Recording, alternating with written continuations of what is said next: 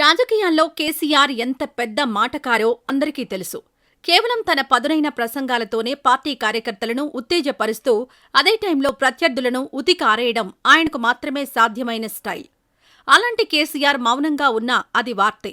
ఎందుకంటే ఆ మౌనం వెనుక ఏదో వ్యూహం దాగుందనేది విపక్షాల అనుమానం. నిజానికి కేసీఆర్ ఎక్కువగా సైలెంట్గా ఉండడానికే ఇష్టపడతారు.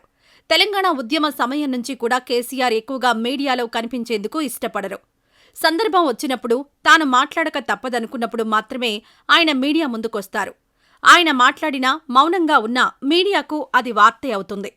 దాదాపు 20 సంవత్సరాలు కేసీఆర్ చుట్టూనే తెలంగాణ పాలిటిక్స్ సాగాయి. 10 ఏళ్ల అధికారం తర్వాత గత ఎన్నికల్లో ఓడిపోయాక కేసీఆర్ అజ్ఞాతంలోకి వెళ్లిపోయారు. పార్లమెంట్ ఎన్నికల సందర్భంగా కొంత హడావుడి చేసినా ఆ తర్వాత మళ్లీ మౌనం దాల్చారు. రాష్ట్రంలో ఇప్పుడు ఎన్నో సమస్యలున్నాయి. రైతు రుణమాఫీ పూర్తి స్థాయిలో కాలేదు. 4000 పెన్షన్ అమల్లోకి రాలేదు. హైడ్రా మూసి గొడవ అయితే రెగ్యులర్ అయిపోయింది. కేసీఆర్ పాలనపై కాంగ్రెస్ తీవ్ర విమర్శలు చేస్తోంది. అన్నింటికీ మించి 10 మంది ఎమ్మెల్యేలు పార్టీ మారినా, పలువురు ప్రజాప్రతినిధులు, నాయకులు ఇతర పార్టీల కండువాలు కప్పుకుంటున్నా ఆయన మాత్రం మౌన మునిలానే ఉండిపోయారు. ఇన్ని ఇష్యూసున్నా కేసీఆర్ రియాక్ట్ కాకపోవడానికి కారణం ఏంటన్నది హాట్ టాపిక్గా మారింది. ఒక టైంలో పార్టీని కేటీఆర్, హరీష్ రావుకు అప్పగించేశారా అనే అనుమానం కూడా మొదలైంది. కానీ కేసీఆర్ అధికార పార్టీకి 1 ఏడాది సమయం ఇద్దామనుకున్నారట. అప్పటి వరకు వేచి చూసి ఆ తర్వాత కథన రంగంలోకి దూకుదాం అనుకున్నారని పార్టీ వర్గాల సమాచారం. ఇప్పుడు ఆ సమయం వచ్చేసింది. ఎట్టకేలకు కేసీఆర్ తన మౌనవ్రతం వీడారు. నేను కొడితే మామూలుగా ఉండదు అంటూ రాష్ట్రంలో కాంగ్రెస్ పాలనపై నిప్పులు చెరిగారు.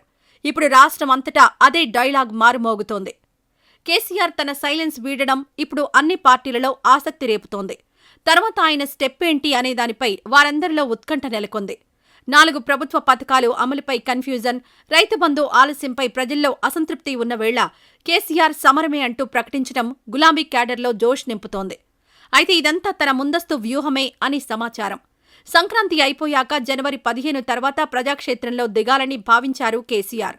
ఈ మధ్య కాంగ్రెస్ సర్కారు ఏడాది పాలన, సీఎం రేవంత్పై పబ్లిక్ ఒపీనియన్ ఏంటో తెలుసుకునేందుకు కేసీఆర్ ఓ సర్వే చేయించినట్లు వార్తలొచ్చాయి. కాంగ్రెస్ పార్టీకి అసెంబ్లీ ఎన్నికలతో పోలిస్తే ప్రస్తుత పరిస్థితిలో 10% ఓట్లు తగ్గాయని కేసీఆర్ చేయించిన సర్వేలో తేలిందట. ఆ సర్వే రిపోర్టుకు తగ్గట్లుగానే ప్రస్తుత పరిస్థితులు కూడా ఉన్నాయని, తాను పొలిటికల్ పిచ్లోకి దిగడానికి ఇదే సరైన టైం అని భావించి మీడియా ముందుకొచ్చేశారు. కాంగ్రెస్ ప్రభుత్వానికి ఏడాది సమయం ఇవ్వాలని భావించే కేసీఆర్ ఇప్పటివరకు ఆగారని, ఇక ఫుల్ టైం పబ్లిక్లోనే ఉండేలా ప్లాన్ చేస్తున్నారని చెప్తున్నారు గులాబీ నేతలు. కాంగ్రెస్ వైఫల్యాల మీద సమర భేరి పూరిస్తామని, భారీ పబ్లిక్ మీటింగ్స్ పెట్టి రేవంత్ సర్కార్ ఫెయిల్యూర్స్ను ఎండగడతామని, ఇక జనంలోనే ఉంటామని వారు చెప్తున్నారు. ఊరికే ప్రభుత్వంపై విమర్శలు చేయడమే కాదు, దానికి తగిన ఆధారాలతో సహా కొంచెం క్రియేటివిటీ కూడా జోడించి జనాల్లోకి బలంగా తీసుకెళ్లాలని కేసీఆర్ ప్లాన్. అందుకోసం పాటలు, ఆలోచింపజేసే షార్ట్ ఫిలిమ్స్ రూపొందించాలని ఇప్పటికే పార్టీ సాంస్కృతిక విభాగానికి ఆదేశాలు వెళ్లాయి. ఈ షార్ట్ ఫిలిమ్స్లో ప్రస్తుతం ఉన్న సమస్యలన్నీ చర్చించేలా కథలు రెడీ చేయాలని, ప్రభుత్వ వైఫల్యాలు జనాలకు అర్థమయ్యేలా కథనాలుండాలని కేసీఆర్ చెప్పారట. అందుకోసం ఇప్పటికే మాజీ ఎమ్మెల్యే రసమయి బాలకిషన్ ఆధ్వర్యంలో అదే పనిలో నిమగ్నమై ఉన్నట్లు తెలుస్తోంది.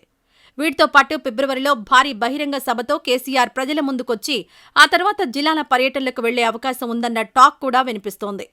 సరైన సమయంలో కేసీఆర్ మళ్లీ ఫీల్డ్లోకి ఎంటర్ అయ్యారని, దీన్ని తట్టుకోవడం రేవంత్కు, కాంగ్రెస్ ప్రభుత్వానికి పెద్ద సవాలే అంటూ రాజకీయ విశ్లేషకులు భావిస్తున్నారు.